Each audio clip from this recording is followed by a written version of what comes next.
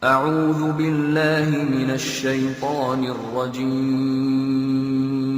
بسم الله الرحمن الرحيم. Terakhirnya adalah ya bani Adam, wahai anak Adam. Kita dipanggil semuanya. Setelah Allah ceritakan panjang lebar tadi kisah ayah kita Adam dan istrinya Hawa, kata Allah, hai anak Adam, qad anzalna alaikum libasa yuwari sawatikum warisha. Sesungguhnya kami telah menurunkan kepada kalian pakaian untuk menutup aurat-aurat kalian dan pakaian yang indah, juga perhiasan-perhiasan. Walibasut taqwa dzalika khair. Pakaian ketakwaan yang menutup aurat lebar, tidak membentuk aurat itu, tidak memperlihatkan bagian tubuh, adalah pakaian yang paling baik. Dzalika min ayatillahi la'allakum tadhakkarun. La'allahum yatadzakkarun. Dzalika min ayatillahi la'allahum yatadzakkarun. Itulah ayat-ayat dari Allah, mudah-mudahan mereka mengingatnya, anak cucu Adam. Wa ya bani Adam, wahai anak-anak Adam, ya bani Adam, la yaftinannakumus syaitan. Ini peringatan Allah kepada kita semua. Jangan sampai syaitan menipu kalian lagi. Kama akhraja abawaikum minal jannah, sebagaimana dia telah berhasil mengeluarkan kedua orang tua kalian, Adam dan istrinya Hawa, dari surga. Yanzi'u anhuma libasahuma liyuriyahuma sawatihima, yang akhirnya membuat baju keduanya terlepas. Kata ulama tafsir, godaan syaitan yang pertama, bagaimana orang terbiasa terbuka auratnya sehingga menggoda orang lain, sebagaimana digodanya ayah kita dan ibu kita dulu. Innahu yarakum huwa wa qabilu min haitsu la tarawnahum. Sesungguhnya dia, iblis itu sama pengikut-pengikutnya melihat kalian yang kalian tidak bisa lihat mereka. Kita nggak bisa lihat iblis, tidak bisa lihat syaitan, tapi mereka bisa lihat kita. Di sekitar kita mereka ada. Inna ja'alna syayatina awliya lilladzina la yu'minun. Dan kami jadikan orang-orang atau syaitan-syaitan pemimpin dan teman-teman orang-orang yang tidak mau beriman. Jadi ayat-ayat yang panjang lebar tadi teman-teman sekalian, mohon maaf ini agak panjang tadi saya bacakan, karena memang di situ inti yang kita ingin jelaskan. Kalau ayah kita manusia pertama pernah lihat malaikat, pernah lihat iblis, tahu iblis itu musuh, tapi pernah melakukan pelanggaran. Dan Adam alaihissalam pada saat itu taubat kepada Allah. Dan Allah sudah bongkar siapa tuh syaitan. Disuruh jadikan sebagai musuh. Tahu musuh teman-teman? Kalau saya lagi pegang pedang, syaitan lagi pegang pedang, musuh saya lagi pegang pedang di medan perang, saya harus berhati-hati. Menangkis serangan atau menyerang. Kalau saya diam, diserang tidak nangkis, saya akan dibunuh. Syaitan akan selalu berusaha, targetnya adalah menyesatkan, membunuh manusia. Kalau kita lepas misalnya daerah dada terbuka sedikit, dibelah sama dia nggak akan coret, dia akan tusuk, berusaha supaya kita mati. Orang dibuat dosa, begitu buat dosa, dibuat putus asa supaya bunuh dirilah dia. Sampai mati. Bagaimana syaitan bisa membunuh anak Adam itu? Memang sudah itu targetnya iblis. Dan iblis ini teman-teman sama dengan Adam. Sekarang kita ini semua anak cucunya Adam. Iblis punya anak cucu sebanyak ini. Kerjanya disesatkan oleh iblis supaya menyesatkan anak Adam. Selalu mereka lakukan itu teman-teman sekalian. Maka Allah mengingatkan kepada kita dengan hati-hati sekali. Ingat, jangan jadikan syaitan itu sebagai teman-teman kalian. Dan perlu teman-teman tahu, jin ini lebih banyak jumlahnya dari manusia ya. Lebih banyak. Iblis tadi yang kita sedang bahas, salah satu dari golongan jin. Jadi ada jin-jin yang lain. Allah ceritakan dalam surah jin khusus. Surah nomor 72 bicara masalah itu. 18 ayat pertama, itu Allah menceritakan tentang masalah adanya jin-jin beriman. Jadi di alam jin ada jihad, ada dakwah. Tetapi kepada syaitan. Dan syaitan ini golongan fasik dan golongan kafir dari jin. Ada jin mukmin, ada jin fasik, ada jin kafir. Sama manusia. Ada manusia beriman, ini yang beriman manusia. Dan jin yang beriman tidak akan interaksi. Kalau golongan fasik dari manusia dan golongan kafir, fasik maksudnya muslim tapi masih banyak dosanya. Di alam jin juga ada jin fasik, muslim tapi banyak dosanya, dan ada kafir. Di alam jin, fasik sama kafir ini namanya syaitan.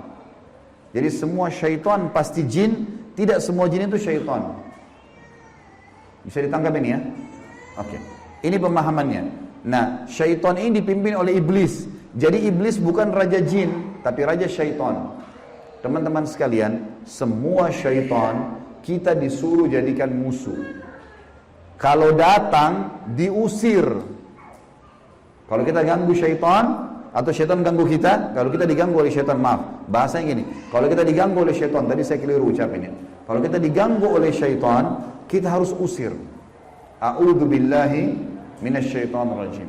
Mulai ada malas ibadah, mau buat dosa, mau buat zina, a'udzubillahi minasyaitonir. Syaitan lagi datang nih, godain. Saya berlindung kepada Allah dari syaitan yang rajim. Rajim itu dirajam, teman-teman. Jadi kalau bahasa Indonesia terjemahan terkutuk itu sebenarnya kurang tepat itu. Tepatnya rajim itu adalah dirajam.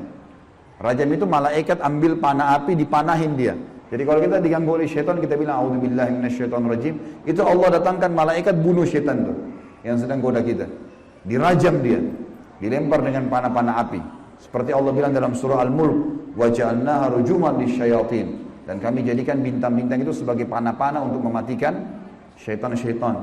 Jadi nggak boleh berteman, nggak boleh menikah, nggak boleh interaksi, nggak boleh apa-apa. Mereka punya dimensi waktu yang berbeda. Tidak boleh lintas alam.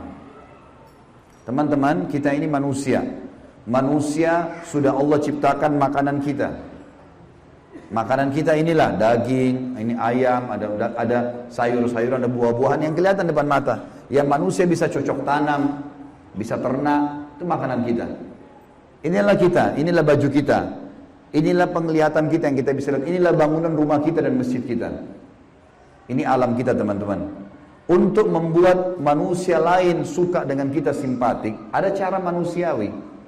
Ya, punya pintar dalam berbicara, punya prestasi dunia, berpendidikan kah, kaya kah, suka membantu kah, ada caranya. Jangan pindah lintas alam nih. Orang-orang yang jadi dukun, jadi peramal, jadi penyamun, ini lintas alam. Dia pergi ke jin-jin itu, minta tolong. Dan ini tidak boleh. Pindah ke alam mereka tidak boleh. Dilarang sama Allah. Kalau kita pindah ke alam mereka, kita akan ditipu nanti. Kalau jin beriman, tidak akan kerjasama sama manusia. Tapi syaitan ini kerjasama sama manusia. Ingat, kita pemimpin. Garis bawahi kalimat ini. Jadi, orang-orang yang jadi dukun itu kalau mereka pergi ke bersemedi di gua, di pinggir pantai, manggil-manggil wahai dewa, wahai penjaga ini, apalah di Indonesia, ini Roro Kidur lah atau apa semua dipanggil Gondoruo, Tuyul.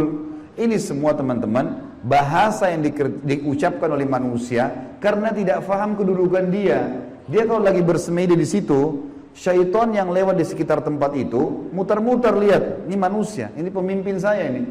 Nggak bisa, dia mengalahkan manusia nggak bisa. Syaitan nggak bisa kalahin kita. Syaitan hanya bisa bisik saja, buat, jangan, gini, cuma begitu, nggak lebih daripada itu. Bapak Ibu sekarang waktu mau kesini tadi ke masjid, mungkin ada syaitan bisikin, jauh, keburu nggak ya, dapat tempat atau apalah. Tapi Bapak Ibu tetap jalan. Syaitannya mau buat apa?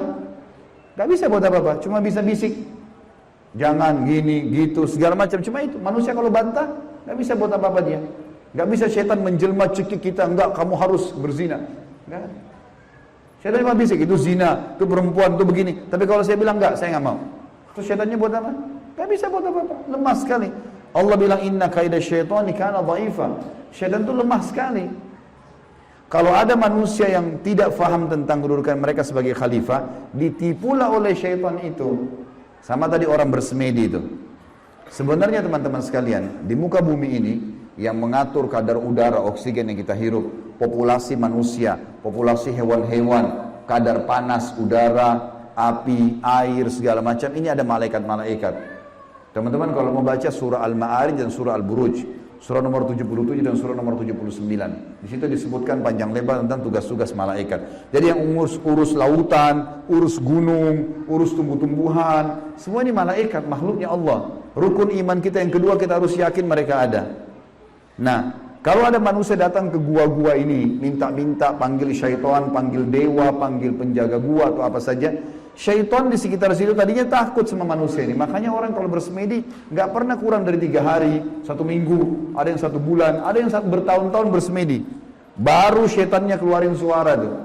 Dilihat orang ini kok bodoh benar, dulu nggak makan, nggak minum. Iya, kamu mau apa? Saya mau ilmu kebal.